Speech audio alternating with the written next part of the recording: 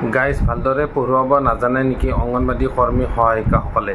কিয় কেবিনেটত তেওঁলোকৰ দৰমহা বৃদ্ধিৰ ক্ষেত্ৰত কোনো ধৰণৰ ডিচিশ্যন লোৱা নহ'ল? তেখেতসকলৰ ক্ষেত্ৰত কিবা ৰাজনীতি হ'ল নেকি? আজিৰ ভিডিঅ'টোত এই বিষয়ে মই আলোচনা কৰিম আৰু এগৰাকী অংগনবাদী কৰ্মীয়ে কেনেদৰে শিক্ষা বিভাগৰ অফিচাৰৰ আগত কেনেদৰে পাঠদান কৰিলে আজিৰ ভিডিঅ'টোত মই দেখুৱাম। গতিকে ভিডিঅ'ত যদি নতুনকৈ আহিছে তেন্তে মোৰ চেনেলটো ছাবস্ক্ৰাইব কৰি ল'ব আৰু ভিডিঅ'সমূহ শ্বেয়াৰ কৰিব যাতে সঁচা মিছা সকলো ৰাইজে কথাখিনি গম পায়। তো গাইজ আজিৰ ভিডিঅ'টো আৰম্ভ কৰোঁ।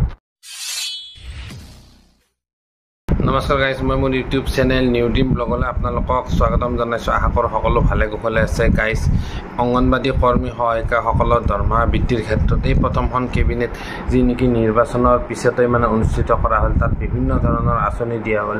মেট্ৰিক হায়াৰ ছেকেণ্ডেৰী পাছ কৰা, মাইক্ৰ' ফাইনেন্স এইবিলাকক নানান ধৰণৰ আঁচনি দিয়া হ'ল। কিন্তু অংগনবাদী সহায়িকা কৰ্মীসকলৰ কথা এবাৰত তাতে উল্লেখ নহ'ল।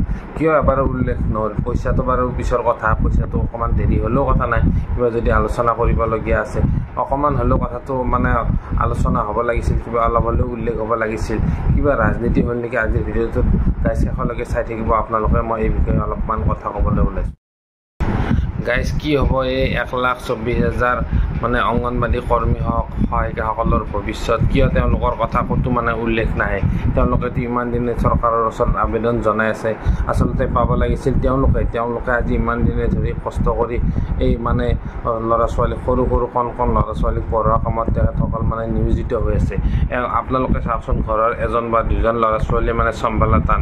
তেওঁলোকে ইমান কষ্ট কৰি ইমান কেইজন ল'ৰা ছোৱালীক চেণ্টাৰত আনি এই কণ ল'ৰা ছোৱালীবিলাক ইমান গধুৰ এটা দায়িত্ব পালন কৰি আহিছে। কিন্তু গাইজ আজি কথাটো হ'ল এই কথাটো তেওঁলোকৰ দৰমহাৰ কথাটো আগতে উল্লেখ হ'ব লাগিছিল।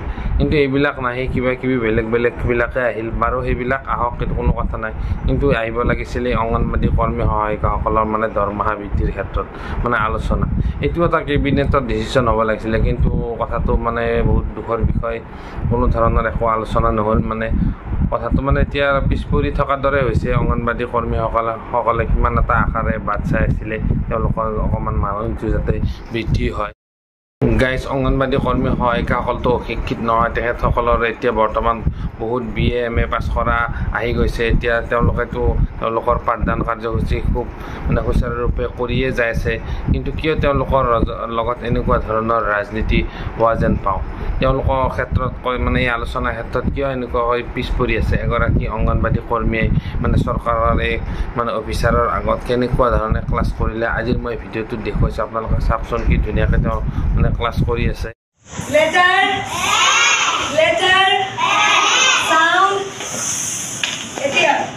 এই পাঁচটা ৱৰ্ডৰ ক'ত চাউণ্ড আছে ক'বা দেই। চাউণ্ড, চামাৰ, চান আছেনে নাই? আছে। চান, চান আছে নাই? মুন নাই। দে তাৰপিছত আমি কি শিকিলোঁ? নেক্সট লেটাৰ, লেটাৰ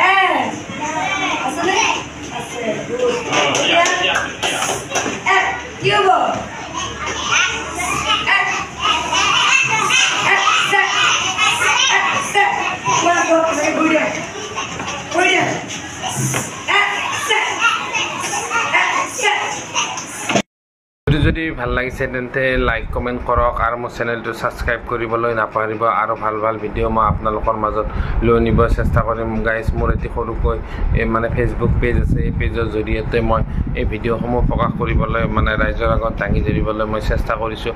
এই পেজটোৰ নাম হ'ল নিউ ড্ৰিম ব্লগ। প্লিজ এই পেজটো আপোনালোকে লাইক কৰি দিব।